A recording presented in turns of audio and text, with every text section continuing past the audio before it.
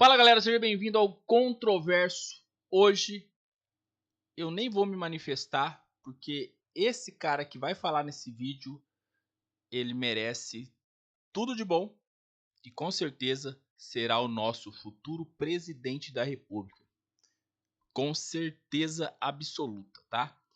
Esse cara é foda, com perdão da palavra.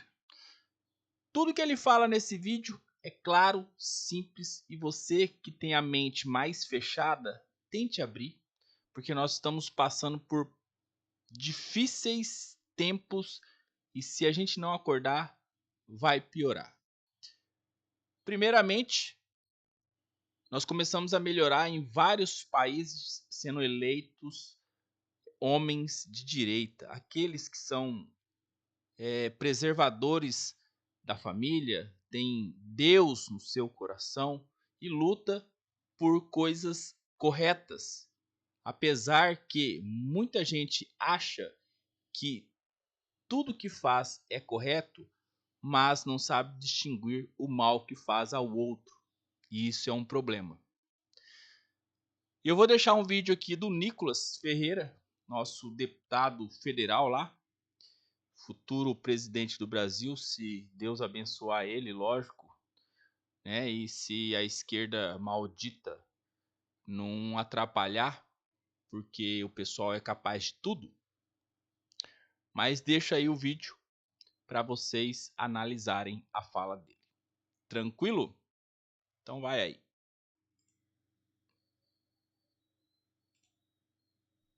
Muitos chegam até mim dizendo: Nicolas, quais são os seus projetos para o Brasil? Aqui no Congresso, em apenas 2 anos, já apresentamos 30, mas eu vou te dar a resposta para essa pergunta. Sempre quando perguntarem, pode responder. O projeto do Nicolas para o Brasil é que, através da política, a gente consiga transformar o caráter da política. Porque não há projeto de lei capaz de mudar o caráter de uma nação. Não há projeto de lei capaz de mudar que um homem corrupto se torne um homem correto. Não há projeto de lei capaz para transformar um juiz tirânico em um juiz imparcial.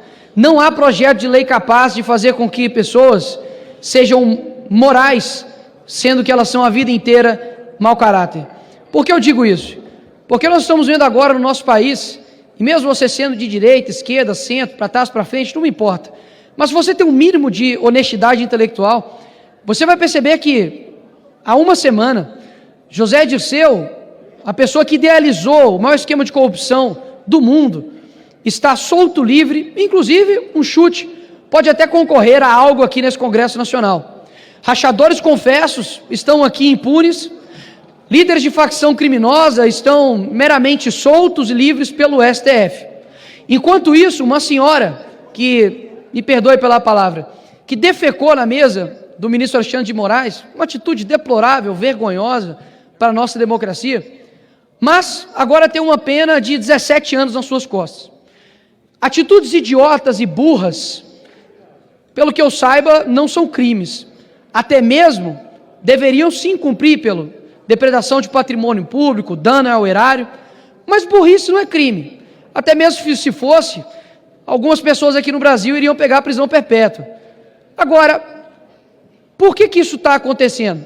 Porque ela não é filha de nenhuma celebridade, porque ela não é parente de nenhum presidente, porque ela não está envolvida com nenhuma pessoa de poder. Porque ela, sim, é uma pessoa que estava lá e cometeu diversos crimes de menor potencial ofensivo, até mesmo porque era um crime impossível. É como se eu dissesse que eu iria envenenar alguém com um copo de água potável. É como dizer que aquelas pessoas que estavam aqui iriam dar um golpe de Estado. Faça aí uma breve pesquisa no que é golpe de Estado em toda a humanidade, você verá que é bem diferente do que aconteceu aqui no fatídico dia terrível do 8 de janeiro. E por que eu estou dizendo isso? Porque enquanto nós estamos aqui, enquanto eu vejo a minha filha, enquanto eu saio para poder me alimentar, poder trabalhar, ainda há pessoas que estão sofrendo por conta de uma perseguição judicial. Eu sei que tudo que eu vou falar aqui, talvez para alguns, não vai ser capaz de sensibilizar um coração tão de pedra. Afinal de contas, Existem pessoas aqui que não podem dar um passo para trás, porque já estão num lamaçal tão grande ideológico que jamais concordariam comigo. Mas eu já ouvi aqui nessas sessões, por exemplo, pessoas vangloriando, por exemplo, Marighella, ou até mesmo Che Guevara, ou Stalin, ou qualquer outra figura que seja da história, com uma falácia de luta por direitos humanos, ou luta por pessoas que estão em situação de vulnerabilidade. Existem pessoas hoje, repito, existem pessoas hoje que estão na cadeia injustamente, com penas desproporcionais, que nem mesmo corruptos nessa nação pegaram, e que nenhum deles usam tornozeleira eletrônica, estão sendo privados de ter contato com suas famílias, de seus filhos, porque eles estavam usando verde e amarelo. Eu sei que a esquerda de fato tem como Bolsonaro um símbolo de ódio, um símbolo que eles detestam, e que vão fazer de tudo para poder massacrá-lo, assim como o ministro Alexandre de Moraes faz, através dessas pessoas que estão basicamente sendo ali um revanchismo jurídico. Mas o que eu estou querendo dizer aqui não é para poder falar, nossa, por favor, sensibilizem seu coração, porque eu sei que essa galera não tem sensibilidade alguma. Afinal, se tivesse, jamais, por exemplo, ostentariam a foice e o martelo que matou milhões de cristãos, inclusive. O que eu estou querendo dizer aqui é voltado para a direita. É para voltar para nós que fomos eleitos aqui nessa casa, para que a gente, honre os votos que nós tivemos. Quando você pega, por exemplo, a presidência, aqui a eleição da presidência dessa casa, que já coloco com uma imoralidade gigantesca, colocar, em jogo vida das pessoas, anistia do dia 8, mas enfim, é uma imoralidade gigantesca já fazer isso. Agora, não tenho nada contra os candidatos, inclusive já conversei, vários respeitosos. O que eu quero dizer é que as pessoas na rua direita, elas não chegam até nós e falam assim, vai lá, conquiste uma vaga no tal lugar, vai lá, conquiste uma cadeira no lugar tal. Não, o que eu escuto é, estou orando por você, não desista. Nós estamos perdendo uma essência que vai fazer com que as pessoas também percam a sua essência, porque nós somos um reflexo do que as pessoas sentem. Alguns querem argumentar, mas Bolsonaro estava aqui sozinho, e por isso ele era truculento, mas ele, da forma truculenta e sozinho, chegou à presidência da República. Hoje, nós basicamente estamos vivendo pela caridade dos nossos inimigos. Não é essa algo que eu acredito, e eu falo isso aqui porque eu acredito que você também, deputado de direita, também não acredita nisso. Você tem uma essência dentro de você, ainda dentro de você, de falar, caramba, como deveria ser, ir para cima sempre, como deveria ser realmente lutar e não arredar o pé, porque uma coisa tem que bater palma, para alguns, por exemplo, do PT, faça sol, faça chuva, eles estão aqui defendendo e sendo coerentes com aquilo que eles concordam, e mesmo que passe os anos e percam, eu acredito que a vida nem tudo é sobre resultados. Eu acredito que a sua disposição em mostrar por aquilo que você está defendendo diz muito sobre você. Dificilmente o grito de uma criança no estádio vai fazer com que o time vença, mas quando o jogador vê aquele torcedor, mesmo que pequeno, mesmo que uma criança, lutando, se erguendo por algo que é correto, aquilo dali muda tudo, porque eu acredito que todos nós fomos chamados para um tempo. Eu não tenho dúvidas que eu fui chamado para esse tempo, e não é uma exclusividade minha, é de todos nós.